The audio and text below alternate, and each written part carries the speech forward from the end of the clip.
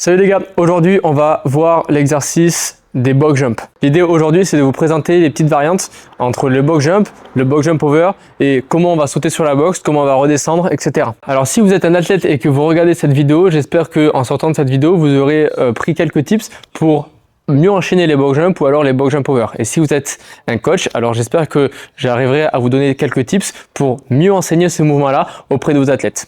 Là, regardez, vous allez avoir une démo de un box jump avec Seiya. L'idée sur ce mouvement-là, ça va être de sauter sur la box avec les fesses qui vont atterrir au-dessus des genoux. Pourquoi? Parce que ça va être beaucoup plus facile et beaucoup moins fatigant d'enchaîner les répétitions. Pour finir le mouvement, il va falloir tendre les jambes. Ensuite, vous avez deux manières de redescendre, soit un pied après l'autre, soit en sautant directement les deux pieds vers l'arrière. Regardez ce que ça va donner, un pied après l'autre. Maintenant, regardez bien ce que ça donne de sauter les deux pieds en même temps.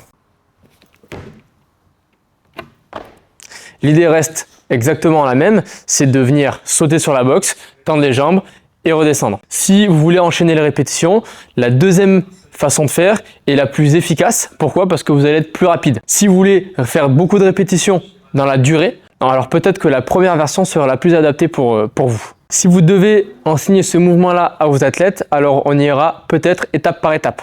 L'idée sera d'abord de comprendre qu'il va falloir monter sur la box, tendre les jambes et redescendre. Alors faites-leur faire du step up, step down, ça va donner ça. Je vais monter sur la box avec un pied, tendre les jambes et redescendre. Essayez de favoriser le fait que les athlètes tendent complètement la jambe avant de poser l'autre pied sur la box, ça donne ça. Si jamais vos athlètes posent l'autre pied avant d'avoir tendu l'autre jambe, alors baissez la hauteur de la box et faites-les travailler en unilatéral.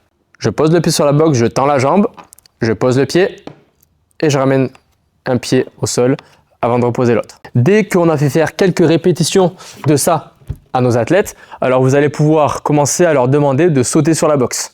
L'idée là, c'est juste d'avoir une position de réception stable avec les fesses qui sont au-dessus des genoux. Ils tendent les jambes et ils redescendent un pied après l'autre. Ça donne ça. Une fois que vous avez enseigné aux athlètes à monter sur la box en sautant et en redescendant un pied après l'autre, enseignez-leur le fait de rebondir au sol et de repartir directement pour enchaîner les répétitions un peu plus vite. Regardez, ça donne ça.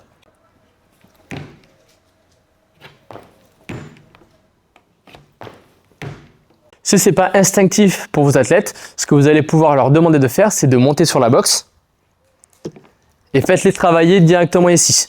Là, ce que vous allez leur demander de faire, c'est de rapprocher les deux pieds proches du sol en mettant les talons dans le vide et en se concentrant juste sur le rebond. Et go! Attention, là pareil, on regarde où on met les pieds, on recule les talons et go! Une fois que ça c'est fait, faites-les pratiquer sur plusieurs répétitions, sur plusieurs séries, afin qu'ils soient plus à l'aise sur le mouvement. Maintenant qu'on a appris à maîtriser l'exercice du box jump, voyons ensemble l'exercice du box jump over. Là, l'idée sera presque la même, sauter sur la box, mais cette fois-ci, passer de l'autre côté à chaque fois. Donc là, il y a une petite subtilité, c'est que vous allez demander à vos athlètes de ne pas tendre les jambes sur la box pour enchaîner les répétitions. Pareil, deux manières de faire, sauter sur la box, descendre un pied après l'autre, avant de ressauter du même côté, etc., etc. Ou alors, sauter sur la box, rebondir de l'autre côté, sauter sur la box, etc. Voyons la première version. Je saute.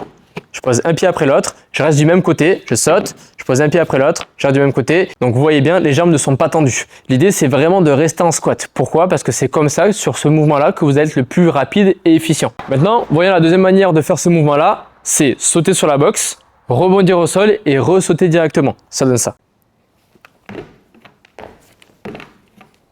Maintenant, la subtilité entre les deux versions, ça va être aussi la position des pieds sur la box. Sur la première version, là où on vient sauter et descendre un pied après l'autre, ce que vous allez pouvoir enseigner à vos athlètes, c'est d'écarter les pieds ici sur la box, avoir un pied proche d'ici et un autre pied proche du sol. Pourquoi? Pour pouvoir glisser rapidement ce pied-là pour descendre de la box. Regardez bien au ralenti, on vient sauter sur la box, rapprocher le pied du sol, pour être plus rapide sur la descente. Ensuite, on revient sauter et là, c'est l'autre pied qui est proche du bord. Sur la deuxième version, ce que vous allez faire au contraire, c'est serrer les pieds et rester sur la pointe des pieds pour rebondir. Regardez sur la box, je viens sauter, les pieds sont plus collés et les talons décollés de la box. Là, ça me permet de rebondir directement au sol et de repartir. Cet exercice va vraiment challenger les athlètes sur la proprioception, sur le fait d'enchaîner les répétitions rapidement, de rebondir au sol. Ça va vraiment faire travailler l'endurance au niveau des jambes et aussi ça va vous permettre de travailler la coordination et l'équilibre. C'est vraiment un exercice intéressant à mettre pendant les entraînements. En plus, avec toutes ces variantes, vous pouvez vraiment vous amuser.